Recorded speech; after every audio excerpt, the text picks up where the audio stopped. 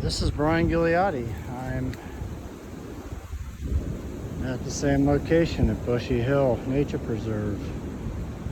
And based on the number of these type of stones, I keep saying I must be in some pretty sacred ground right now. Again, nature's just too random for a glacial deposit to just so happen to occur coincidentally on two rocks on the edge of a rock on a hill.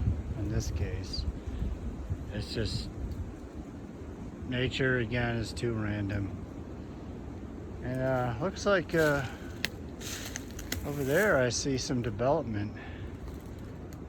Good Lord.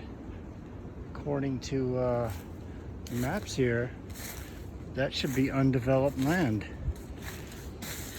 It goes to show that I really want to get these video recorded before development destroys everything. I better get out of here. That looks like a house.